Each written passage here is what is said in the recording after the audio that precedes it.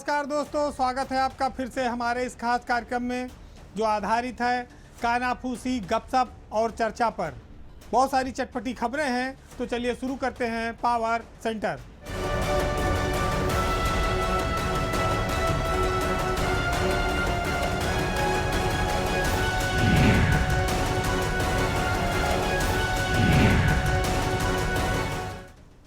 नेताओं और अफसरों में तो वैसे ही हमेशा खटपट चलती रहती है और भाजपा की सरकार में तो स्वाभाविक है कि अफसरों को ज़्यादा छूट मिली है, तो नेता हरदम नाराज रहते हैं। कामकाज को लेकर ये तनातनी लगभग हर जिले में ऐसी है, लेकिन कई बार एक ऐसा संयोग बन जाता है कि नेता और अफसर एक तरह के दिखने लगते हैं। कहा जाए तो वो जुगलबंदी होती है। हालांकि ज़्यादातर मामलों में जुगलबंदी आर्थिक तौर पर जुड़ी होती है, लेकिन आज जो हम आपको कहानी बताएंगे वो आर्थिक न होकर शैक्षिक है। यानी कि राजनेता और अफसर और कई सारे अफसर सब एक ही शिक्षा के धागे में बंधे हुए हैं। ये संयोग बना है देवरिया ज़िले में। देवरिया ज़िले में पिछले दिनों काफ़ी आंदोलन चल रहा था जिलाधिकारी को हटाने को लेकर। ख़ास तौर से वकीलों का प्रदर्शन चल रहा था, बड़ा बवाल मचा हुआ था और टीवी, मीडिया, अखबारों में हर जगह ये बात आ रही थी। सरकार ने इसी दौरान देवरिया के जो डीएम थे अखंड प्रताप सिंह, उनको हटाया और उनकी जगह दिव्या मित्तल को नया डीएम बनाकर देवरिया में भेजा। अब जब देवरिया में दिव्या मित्तल नई डीएम बनी तो एक संयोग ऐसा बन गया कि वहाँ के सांसद, डीएम, एसपी और सीडीओ ये चारों आईआईटीएन हो गए हैं। ये इंजीनियरिंग क्षेत्र से जुड़े हुए चारों लोग एक साथ एक जिले में आ गए हैं। काम के स्तर पर लोगों के विचार भिन्न भिन्न भले हों, लेकिन जब ये चारों बैठेंगे तो आईआईटी का जब हवाला देंगे तो शायद चारों एक मत के हो जाएंगे। तो यहाँ एक फ़ायदा तो ये होगा कि कोई आपस में विरोध नहीं पैदा होने पाएगा और नौकरशाही और सियासत के बीच जब एक तरह से तालमेल बनता है तो विकास की गाड़ी भी अच्छी चलती है। विकास कार्यों में अब बाहर से इंजीनियर बुलाने की बहुत ज़रूरत भी नहीं होगी, क्योंकि डीएम से लेके सीडीओ और नेताजी, सांसद जी खुद ही सब जगह चीज़ें चेक करने में सक्षम हैं। तो ये महत्वपूर्ण पदों पर बैठे अफसर अगर आईआईटीएन हैं, जिले के कलेक्टर हैं, सांसद हैं, एसपी हैं और सीडीओ हैं, तो स्वाभाविक है कि गुणवत्ता वाली चीज़ें ज़्यादा अच्छी बनेंगी, मेंटेन होंगी। तो सबसे पहले अगर आप नज़र डालेंगे तो आप देखेंगे कि दिव्या मित्तल जो 2013 बैच की आईएएस अफसर हैं, वह नई दिल्ली की रहने वाली हैं और आईआईटी दिल्ली से पास आउट हैं। शशांक मणि त्रिपाठी भी आईआईटीएन हैं और भाजपा ने उनको टिकट दिया था और वो अब इस समय देवरिया के सांसद बने हैं। जो संकल्प शर्मा हैं, जो देवरिया के एसपी हैं, वो भी 2012 बैच के आईपीएस हैं। वो जयपुर, राजस्थान के रहने वाले हैं और उन्होंने भी आईआईटी कर रखी है, बीटेक, एमटेक भी हैं, रुड़की से पास आउट हैं। प्रत्यूष पांडे 2020 बैच के ये आईएएस अफसर हैं, दिल्ली के रहने वाले हैं, बीटेक और आईआईटी भी हैं और दिल्ली से ही इन्होंने भी आईआईटी की हुई है।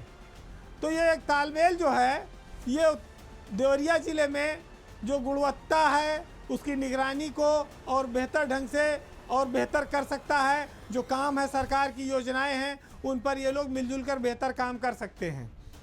हालांकि हम लोग जिस परंपरा से आते हैं वहाँ हमारे ज़्यादातर नेता अंगूठा टेक होते थे, कम पढ़े लिखे होते थे। अफसर तो खैर पढ़ के आते हैं, आईएएस की परीक्षा पास करके आते हैं, तो भिड़ंत भी होती थी और कई बार नेताजी को उल्लू भी बनाया जाता था। अब नेता पढ़े लिखे भी आने लगे हैं, अब आईआईटीएन सांसद बन गया है, तो स्वाभाविक है कि तालमेल तो अच्छा होगा। जब सियासत का और प्रशासन का मेल जोल अच्छा हो और तालमेल अच्छा हो तभी तो अच्छी सरकार चलेगी और तभी तो अच्छा माहौल बनेगा। अब अगली खबर जो है वो काफ़ी चौंकाने वाली है, क्योंकि वो सीएम के गृह जिले गोरखपुर से आती है। ये बेहद हैरान करने वाली खबर है कि भाजपा के एक विधायक ने अपनी जान को बचाने की गुहार लगाई है वो विधायक कोई मामूली व्यक्ति नहीं है, वो उत्तर प्रदेश के पूर्व मुख्यमंत्री वीर बहादुर सिंह के बेटे हैं, फतेह बहादुर सिंह। फतेह बहादुर सिंह ने एक अपराधी से, जिसको वो पूर्वांचल का बहुत बड़ा अपराधी बताते हैं, उससे उनकी जान को खतरा है। और ये मामला बहुत गोपनीय रखा गया था, क्योंकि ये पूर्व मुख्यमंत्री के बेटे और वर्तमान में बीजेपी के विधायक का मामला था। फतेह बहादुर सिंह ने इस पूरे मामले में पहले यूपी सरकार को अवगत कराया, सारी चीज़ें अफसरों को बताई, लेकिन जब 9-10 दिन बीत गया तो ये पत्र उन्होंने भारत के प्रधानमंत्री और गृह मंत्री को भी लिखा और अपनी जान की रक्षा की गुहार लगाई। तब ये मामला दिल्ली से खुला और पता लगा कि एक बहुत बड़ा कारण है जो फतेह बहादुर सिंह, जिसकी वजह से अपनी जान के लिए बचाने के लिए परेशान है।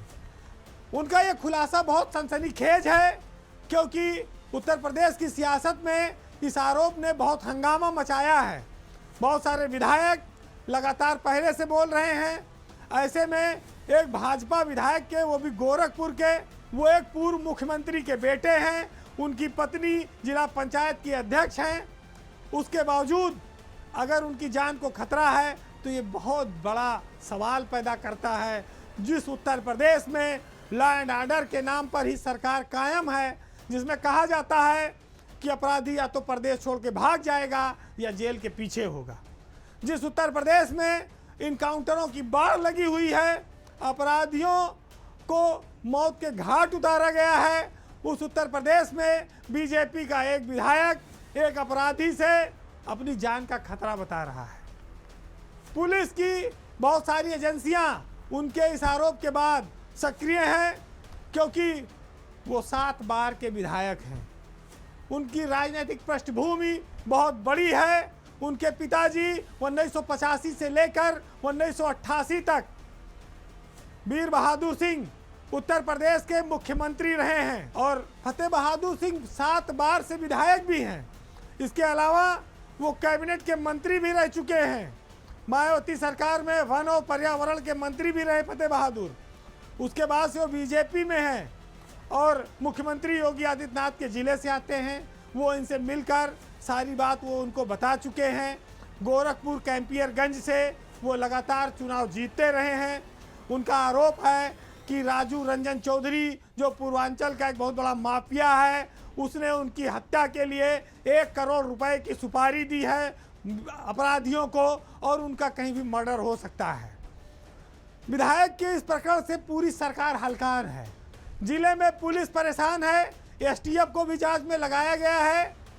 और महत्वपूर्ण बात यह है कि जिस व्यक्ति से, राजू रंजन चौधरी से फतेह बहादुर सिंह ये कहते हैं कि उनकी वो हत्या की सुपारी दे रहा है, उसकी मां इस समय जिला पंचायत की सदस्य है और बीजेपी से ही है। कि फतेह बहादुर सिंह को सरकार ने वाई कैटेगरी की सुरक्षा दे रखी है। तो जिस सरकार में अपराधियों पर बुलडोजर चलता रहा हो, उसके एक विधायक के ऊपर अगर कोई माफिया उसका मर्डर करने के लिए लगा हो, तो ये उसके लिए बहुत बड़ी चुनौती है। ये उसकी तनाव को बढ़ाती है, क्योंकि गुंडा राज के खात्मे और अपराधियों के इनकाउंटर के लिए ही योगी सरकार जानी जाती है, सबसे मजबूत मानी जाती है। जिसके पिता मुख्यमंत्री रहे हो, उसके बेटे को अगर जान का खतरा होगा तो सोचिए कितनी बड़ी बात है। वैसे गोरखपुर एक ज़माने में माफियाओं का बहुत बड़ा गढ़ रहा है। हर कोई इस बात को जानता है कि इस प्रदेश का सबसे खूंखार अपराधी श्री प्रकाश शुक्ला इसी गोरखपुर में पैदा हुआ था। इसी गोरखपुर में वीरेंद्र शाही, हरिशंकर तिवारी और बिहार के माफिया सूरज भान तक डेरा जमाते थे। बहुत बड़े बड़े ठेकों से लेकर उनका बहुत रसूख रहा है। सीएम योगी आदित्यनाथ ने भी इन अपराधियों के इस तांडव को, इस इतिहास को गोरखपुर में देखा और महसूस किया है। शायद यही वजह है कि वो अपराधियों के खिलाफ हमेशा सख्त कदम उठाते हैं। लेकिन इस बार मामला एक पूर्व मुख्यमंत्री के परिवार से जुड़ा है, तो स्वाभाविक है कि इसमें कोई कोताही तो नहीं होगी। लेकिन जैसा फतेह बहादुर सिंह चाहते हैं वैसा क्यों नहीं हो पा रहा है, इसके पीछे क्या लॉजिक है, क्या राजनीतिक कारण है, अब इसका जवाब तो सरकार जानती होगी, भाजपा के लोग जानते होंगे। अब बात एक ऐसी खबर की जिसमें उत्तर प्रदेश की पुलिस शर्म से एकदम डूब गई है, कहिए तो पानी पानी भी हो गई है।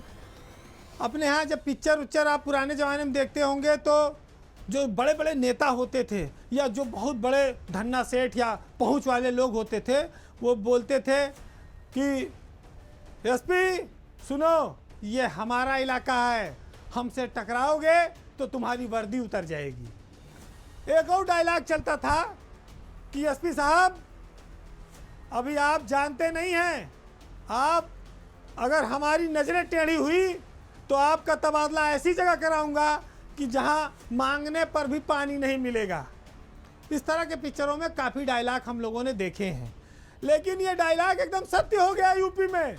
पिछले मंगलवार को हापुड़ में एसपी साहब को ऐसी ही जगह पर फेंका गया, पूरी पुलिस महकमे को ऊपर से नीचे तक फेंका गया कि जहां पानी तक न मिले, और रातों रात कार्रवाई हुई है। मतलब कि पूरा पुलिस महकमा पूरी रात जागता रहा और हापुड़ में SP, additional SP, CO, inspector सबको एक बार में सट से उड़ा दिया गया। आपको बताएं कि यूपी पुलिस की साख बचाने में एक आईपीएस अफसर शहीद हो गया है। वैसे देखिए, एक चीज़ है कि हम लोग पत्रकार हैं, पुलिस की सैकड़ों आलोचना करते हैं, भ्रष्टाचार से लेकर जाति से लेकर तमाम चीज़ों की, लेकिन जब पुलिस पर ही अटैक हो जाए, उसके साथ ही ज्यादती हो जाए, उनके सारे अधिकारी नाप दिए जाएं, तो फिर कुछ कर्तव्य हमारा भी बनता है कि कुछ बातों को कहा जाए। ये अलग बात है कि तुलना करने वाले प्रदेश की जनता और सरकार के अफसर वो देखें कि कौन सही है कौन गलत है। हमारे पास जो सूचना है वो हम आपको दे रहे हैं। ये मामला किसी रसूखदार नेता या व्यापारी से नहीं जुड़ा है, ये एक डॉक्टर है, वो डॉक्टर की फैमिली, वो अस्पताल इस बार उत्तर प्रदेश के पूरे पुलिस महकमे पर और ख़ास तौर से हापुड़ के एसपी अभिषेक वर्मा पर इतना भारी पड़ा है कि लोग दांतों तले उंगलियां दबा ले रहे हैं। पहले आप इसकी स्टोरी की शुरुआत जानिए, फिर राजनीतिक बात बताऊंगा। हुआ कि हापुड़ में एक रामा हॉस्पिटल है पिलखुआ में, जहां पर मंगलवार को एक पुलिस को सूचना आई 112 नंबर पर कि एक महिला 1 जुलाई से भर्ती है और उसको अस्पताल में छोड़ा नहीं जा रहा है, परेशान है, उसके खून बह रहा है। ये महिला थी जुबैदा नाम की, जो बिजनौर की रहने वाली है। उसका बेटा और उसके परिवार के लोग वहाँ मौजूद थे। वो डॉक्टर से समरी मांग रहे थे कि हम किसी सेकंड ओपिनियन में चले जाएं, दूसरे अस्पताल में दिखा लें। लेकिन आप जानते हैं कि प्राइवेट अस्पतालों में, बड़े बड़े अस्पतालों में कहाँ मरीजों को कोई पूछता है, चिल्लाते रहे, चुपचाप बंधक बने रहे। मरीज तो समझ लीजिए गया अस्पताल जाने के बाद, तीमारदार बाहर छटपटाते रहे, वही चल रहा था। तो उसने 112 पे डायल कर दिया, पुलिस आई और वो चली गई पूछताछ करने सीएमएस के कमरे में। सीएमएस सेना के एक व्यक्ति हैं रिटायर, उन्होंने कहा कि तुम कैसे आ गए, तुम्हारी क्या औकात है, हम तुमसे बात ही नहीं करते, चाहिए आप। फिर उसने वहाँ से जब इंस्पेक्टर को मिला दिया फ़ोन कि साहब यहाँ तो बदतमीजी हो रही है, तो इंस्पेक्टर को भी सीएमएस ने कहा कि तुम जैसे इंस्पेक्टरों से मैं बात नहीं करता, तुम्हारी क्या औकात। फिर मामला पहुँच गया भाई, जब 112 वाला धक्का दे के फिर उसने कहा गार्डों से इसको निकाल के बाहर करो, बाहर कर दिए गए। अब एसपी के पास जानकारी पहुंची अभिषेक वर्मा के पास, उन्होंने एडिशनल एसपी और थाने की फोर्स लेके भेजा कि जाइए पकड़ लाइए सीएमएस को। इतनी हिम्मत कि वो दरोगा को धक्के मार के बाहर निकालेगा और इंस्पेक्टर से बदतमीजी करेगा। लेकिन जब पुलिस पहुंची, कई थानों की फोर्स पहुंची, तो सीसीटीवी में देख के लग रहा है कि ये तो बहुत बाढ़ आ गई पुलिस की, ये तो अस्पताल में पूरा हंगामा मच गया। लेकिन इसके पीछे पुलिस की कितनी बेइज्जती थी। अब ये सब शाम को घटनाक्रम शुरू हुआ, लेकिन जब तक पुलिस पहुंचती अस्पताल में, लखनऊ तक फोन घनघनाने लगे।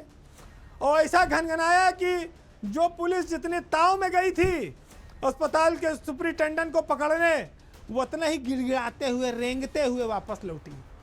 और इधर मेरठ के आईजी नचिकेता झा और मेरठ के एडीजी डीके ठाकुर दोनों रातों रात रामा हॉस्पिटल पहुंच गए जांच करने के लिए। और इधर नपाई शुरू हो गई। SP, additional SP, CO, inspector सबको गैर जनपद तबादला कर दिया गया।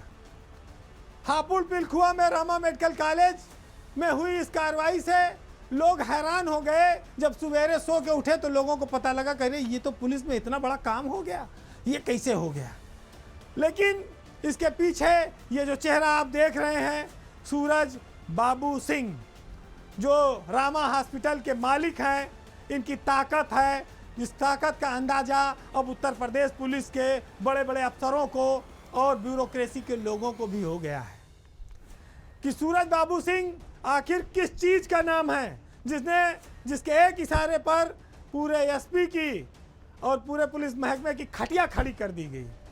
अब जिस तरह से अभिषेक वर्मा को बेइज्जत करके हटाया गया और पुलिस को बेइज्जत करके रामा हॉस्पिटल से भगाया गया, उससे बाद अब तो शायद अस्पताल के खिलाफ कितनों बड़ी शिकायत आई है, कोई हिम्मत न कह पाए एसपी कि वहाँ पुलिस और सिपाही भेजी दिए।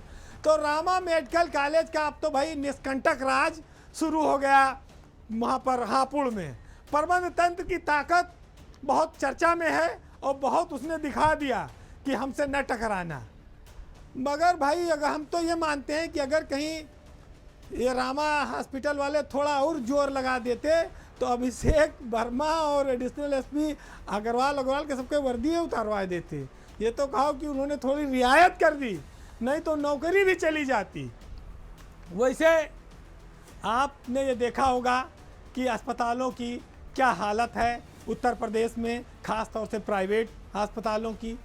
मरीज उनके लिए सिर्फ एक व्यवसाय की तरह है कि जब आता है तो उसको चाहे मरा आवे चाहे जिया आए, पैसा बनाना है, पैसा बनाइए, पैसा वेंटिलेटर पे रख के बनाइए, पैसा महंगी महंगी दवाइयाँ लिख कर बनाइए, महंगी महंगी जांचें करा कर बनाइए, पैसा बनाते रहिए। जो लोग कहते हैं भैया सुनवाई नहीं हो रही है, सुनवाई होती है, लेकिन सूरज बाबू सिंह कुशवाहा जैसे लोगों की होती है जिनके पास पता नहीं कितनी ताकत कहाँ से है। ये तो रहस्य का, रिसर्च का विषय है।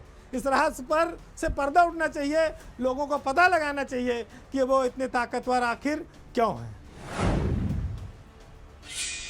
अब एक बेहद रोचक खबर है, हालांकि वो उत्तर प्रदेश से नहीं है, लेकिन इस देश की सबसे चर्चित खबर बनी हुई है। आईएएस परीक्षा को धांधली करके पास करने वाली फर्जीफिकेशन से पूजा खेड़ेकर की। बड़ा अजीब टाइप का नाम है, लेकिन उनके कारनामे उससे भी बड़े बड़े हैं। उत्तर प्रदेश के बाहर ये खबर इसलिए चर्चा में है क्योंकि देश की सर्वोच्च सेवा यूनियन पब्लिक सर्विस कमीशन में घुसपैठ करके, चूना लगा के, फर्जीवाड़ा करके नौकरी हासिल की जा सकती है। ये पहला बड़ा मामला आया है इस देश में। आईएएस की परीक्षा पास करके पूजा खेड़ेकर ट्रेनिंग कर रही थी महाराष्ट्र में, लेकिन उनके कारनामे ऐसे शुरू हुए कि वो एक के बाद एक विवादों में आ गई। ऑडी जो लग्जरी कार है, जो उनकी निजी कार है, उस पर वो नीली बत्ती लगाकर चल रही थी, जिसके बाद से ये विवाद शुरू हुआ। वैसे इनका पूरा नाम है पूजा मनोरमा दिलीप खेड़कर और ये 2022 बैच की आईएएस अफसर हैं। उनको पुणे के डीएम ऑफिस में पहली नियुक्ति मिली थी असिस्टेंट कलेक्टर के रूप में, लेकिन वहाँ पर भी उन्होंने अपने लिए अलग से निजी ऑफिस की डिमांड की, फिर अपने उच्चाधिकारी के ऑफिस को कब्जा कर लिया, फिर वो उन्होंने निजी एक आडी कार है उसमें नीली बत्ती लगाकर वो चलती थी।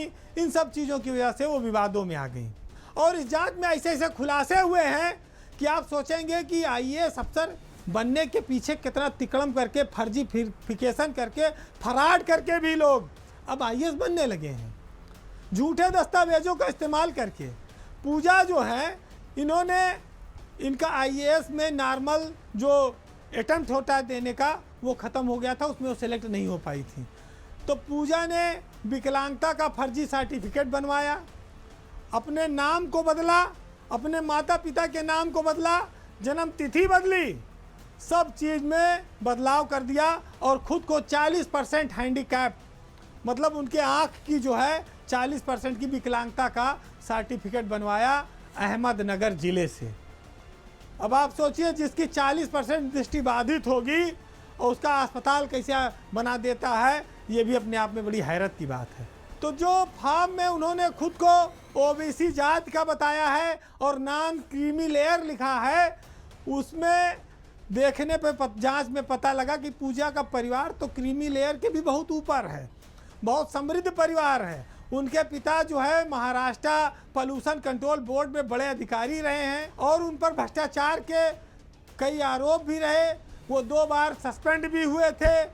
इनकी माँ गांव की सरपंच हैं पूजा की, और ज़मीन कब्जा करने के मामले में इस समय उनको गिरफ्तार किया गया है क्योंकि वो खेत में जाके रिवॉल्वर चला रही थी। ये सब पूरा परिवार बड़ा मनबड़ों का परिवार था और पूजा भी उसी मनबड़ई के चलते आज इस रास्ते चलते चलते इतने दलदल में इतने आगे आकर गिरी हैं कि अब वो लौट नहीं पाएंगी। उनके पिताजी पर भी मुकदमा लिखा गया है, वो फरार हैं, पुलिस उनको ढूंढ रही है और पूजा के ऊपर भी एफआईआर दर्ज हो रही है। अब इनको भी जेल जाना पड़ेगा। पूजा के पास इतनी संपत्ति है कि जो सर्टिफिकेट दिया वो फर्जी है। पूजा के पास पुणे में 4 प्लाट हैं और अहमदनगर जिले में 7 प्लाट उनके नाम से हैं। जो पुणे का प्लाट है उसकी कीमत 6 से 7 करोड़ रुपया बताई जाती है। फॉर्म भरने से लेके सर्विस में आने तक और शुरू करने तक पूजा ने हर कदम पर फर्जीवाड़ा किया। अब पूजा खेड़कर क्रिमिनल एक्शन के लिए तैयार रहें, उनकी बर्खास्तगी भी तय है। अब ये लोक सेवा आयोग अपनी प्रतिष्ठा को बचाए जो उसको धक्का लगा है। और ये भी बात साफ है कि जो यूपीएससी का सिलेक्शन प्रोसेस है इस पर बहुत बड़ा सवाल खड़ा हो गया है। छोटी सी उम्र में पूजा के कारनामे बहुत बड़े बड़े हैं, पहाड़ भी शर्मा जाए। आज के ज़माने में आप ये कह सकते हैं कि नौकरशाही के जो रंग रूप हैं, जो तौर तरीके हैं, जो लग्जरी जीवन शैली है, ये कहीं से भी जनता के सेवक वाली नहीं रह गई है। जो लोग जनता की सेवा करने के लिए आते हैं, गरीब परिवारों से भी आते हैं, वो अरबों करोड़ों में खेलने की सपने देखने लगते हैं, ख्वाहिश और तमन्नाएं हो जाती हैं। उनका घर, रहन सहन, गाड़ी घोड़ा, उनको सब बहुत कम समय में पाने की हसरत हो जाती है।